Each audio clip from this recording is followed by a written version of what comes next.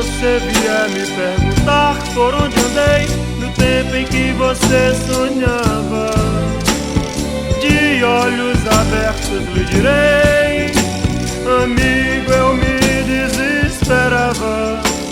Sei que assim falando pensas que esse desespero é moda em 73, mas ando mesmo descontente, desesperadamente eu grito em português. Tenho 25 anos de sonho e de sangue e de América do Sul. Por força deste destino, o tango argentino me vai bem melhor que o blues. Sei que assim falando pensas. E aí, pessoal, viram esse vídeo? Casarão do Farias, né? Famoso pela sua imponência, pela sua história. Hoje nós vamos conhecer a história do Casarão do Farias, certo, pessoal? Uma história riquíssima, bonita, né? Essa história está resgatada no livro Porto da Folha, Fragmentos da História e Esboços Biográficos do Manuel Alves de Souza, onde ele vai aí explanar a questão de Zusa do Farias, né, um ex-intendente de Porto da Folha, e a história da fazenda Farias. Provavelmente você já foi lá, você conhece essa região, você que é da nossa região, já foi lá, mas você não conhece aquela história, né? Então vamos resgatar a história do casarão e da fazenda Farias e o Rio São Francisco, né? A fazenda Farias foi herdada por Zusa, né, e Iaiá. Situa-se na margem direita do Rio São Francisco, próximo da Ilha do Ouro, medindo 7.600 tarefas, 70 das quais de várzea, ou seja, áreas inundáveis, né? Era uma das melhores fazendas de Porto da Folha. Nela, Zusa criava gado e produzia algodão, milho, feijão, peixe e arroz. Cerca de 50 alqueires de arroz, cuja baixa produção dessa cultura era devido à pequena área de lama de arroz, né?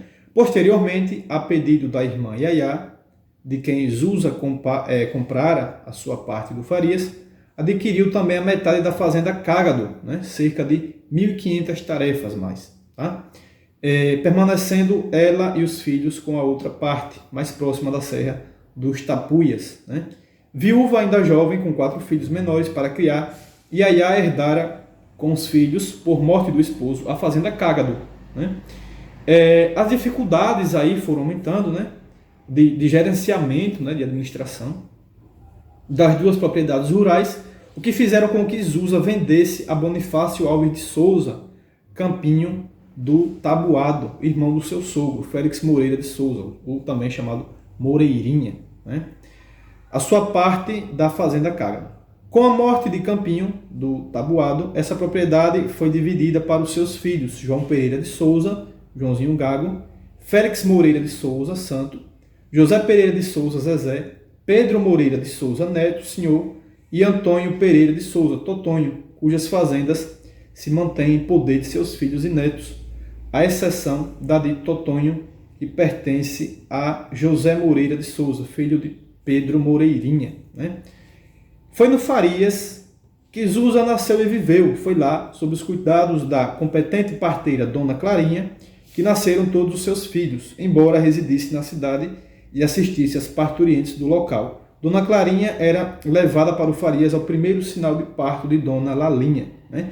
E só retornava quando se desincumbia do seu trabalho. Já idosa, a competente e disponível parteira foi sucedida por Maria Eugênia de Sá, Dona Preta Sá ou Dindinha Preta, né, que foi a parteira de várias gerações seguintes. Na década de 60, Dona Preta passou a batuta para Maria Dória, que a pé ou de bicicleta chegava rápido até as parturientes e aos enfermeiros que necessitavam de seus serviços profissionais a qualquer hora do dia e da noite, né? Então aí, quando ia para a sede do município, ou seja, Porto da Folha, Zusa do Farias hospedava-se no velho casarão de seus sogros, na Rua de Cima.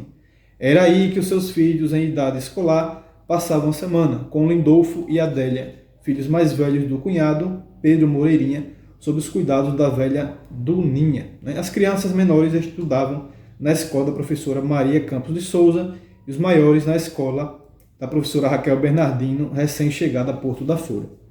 Zusa era um homem de espírito comunitário, né, aguçado, solidário com os pobres, nos tempos de seca prolongada, quando a fome se alastrava pelo sertão, devido à falta de ocupação remunerada para a quase totalidade dos trabalhadores. Ele abria como que mini frentes de trabalho no Farias, buscando amenizar o sofrimento de muitas famílias. Enquanto os desafortunados trabalhavam, ele ficava no meio deles, não para fiscalizar e impor um ritmo acelerado de trabalho, mas para conversar e contar histórias. Ele gostava de conversar e tinha uma conversa agradável, cativante, apesar dos seus modos um tanto aristocráticos e do seu nível cultural elevado para o meio que vivia. Não tinha dificuldade de se misturar com o povo simples e de falar o seu linguajar, né? Eu não vou mais aqui me aprofundar, tem toda a história da fazenda, da construção. Eu vou logo ao que interessa, né? A fazenda Farias, pessoal, foi construída aí no ano de 1918, né, a mando aí do José Gonçalves de Gouveia Lima, conhecido como Zusa, né? Essa família, essa fazenda é uma fazenda aí que data aí do século XIX, né? Mas o casarão mesmo, esse casarão que vocês viram aí no vídeo, ele é um casarão que foi construído, datado aí de 1918, tá? É muito imponente, né? Não sei se vocês sabem, mas as casas que tinham, aqui a gente chama de terreiro, né? Ou teeiro, aquelas varandas, né, laterais, dos quatro lados, na frente, nos lados e no fundo, quando a casa tinha esse formato, já se sabia que era uma casa de uma aristocracia, né? Uma casa de uma família de elite, uma família rica, certo, pessoal? Então, aquela casa foi construída sob as ordens de Zusa do Farias. Zusa do Farias já nasceu naquela fazenda, né? Não necessariamente naquela casa. Pode ser até que já existia uma casa ali, né? Mas que foi reformada, que foi ampliada em 1918.